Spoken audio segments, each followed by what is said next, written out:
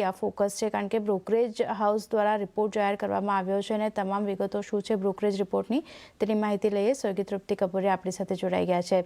તૃપ્તિ, good afternoon. જણાવો, all India પર શું બ્રોકરેજ રિપોર્ટ આવ્યા છે?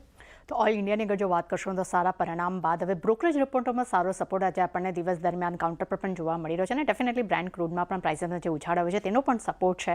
પરંતુ બ્રોકરેજ રિપોર્ટ શું આવ્યા છે તેના પર નજર કરશું તો 3 અલગ અલગ બ્રોકરેજ છે, જેમાં ખાસ કરીને શરૂઆત પહેલાં આપણે CLSAથી કરશું. CLSA અહીં આઉટ પરફોર્મ રેટિંગ આપ્યું છે. લક્ષ્યાંક તેમના તરફથી આપણને 550 પ્રતિ શેર અહીંયા જોવા મળી રહ્યા છે. અહીંયા તેમનું કહેવું છે કે અન્ય આવકને કારણે કરીને Q1 FY27માં કંપનીનો નફો જે છે અનુમાનથી પણ અહીંયા 9% વધુ જોવા મળ્યો છે. એટલું જ નહીં, ઓછા ક્રૂડ રિયલાઇઝેશન પર અહીંયા એબિટ અને એબિટ નંબર્સ જે છે તેમાં દબાણ જોવા મળ્યું છે. પરંતુ સામે ઓઇલ આઉટપુટ જે છે તે 14 વર્ષના હાઈ પર જોવા મળ્યું છે, જ્યારે ગેસ આઉટપુટ જે છે અનુમાનથી ઓછું જોવા મળ્યું છે. અને oil and gas production growth અને ખાસ કરીને નુમાલીગઢ એક્સપેન્શન જે તેના રેમ્પઅપ એક મુખ્ય ટ્રિગર અહીંયા બનતું જોવા મળી રહ્યું છે. અને વધુ રોયલ્ટીને કારણે FY27-28 માટે અહીંયા EPS અનુમાન જે છે અહીંયા ઘટાડવામાં આવ્યા છે. પરંતુ બીજી તરફ અગર જો આપણે મોતીલાલ ઓસવાલના રિપોર્ટ પર નજર કરશું, અહીંયા તેમને ઓઇલ ઇન્ડિયા માટે ન્યુટ્રલ રેટિંગનો રિપોર્ટ આપીને લક્ષ્યાંક તેમના તરફથી આપણને 485 પ્રતિ શેર જોવા મળ્યા છે. અહીંયા તેમનું કહેવું છે કે FY27માં 100 કૂવા ખોદવાનો લક્ષ્ય રાખ્યો છે, જે રેકોર્ડ અહીંયા ડ્રિલિંગનો લક્ષ્ય છે, જે FY26માં 74 કૂવા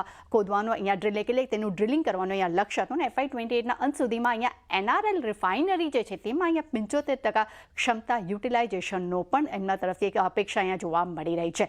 બીજી તરફ અગર જો લેરાની વાત કરશું, તેમને પણ અહીંયા ઓઇલ ઇન્ડિયા માટે ખરીદારીની સલાહ આપી છે. લક્ષ્યાંક તેમને 672 રૂપિયા પ્રતિ શેર કર્યા છે. અહીંયા તેમનું કહેવું છે કે અનુમાનથી વધુ પ્રોડક્શન અને સેલ્સ વોલ્યુમને કારણે કરીને પરિણામને એક સારો સપોર્ટ મળ્યો છે. અહીંયા પરિણામ ખૂબ જ મજબૂત જોવા મળ્યા છે. એટલું જ નહીં, FY27, 28, 29 માટે અર્નિંગ્સ જે છે તે આવનારા સમયમાં એ પણ સારા રહેવાના એટલે કે યથાવત રાખવાના તેમને અનુમાન રાખ્યા છે. અને હાઈ ગેસ પ્રોડક્શન ગાઈડન્સમાં પણ અહીંયા તેજીની શક્યતા તેઓ જોઈ રહ્યા છે. એટલે ખાસ કરીને અહીંયા ત્રણેય બ્રોકરેજ રિપોર્ટનો સારો સપોર્ટ આજે દિવસ દરમિયાન આપણને ઓલ ઇન્ડિયા પર પણ જોવા મળ્યો છે. આ જ કારણ છે જેને કારણે કરીને કહી શકાય કે સારી ખરીદારી અહીંયા દિવસ દરમિયાન આપણને જોવા મળી રહી છે. આભાર તૃપ્તિ આપનો સમગ્ર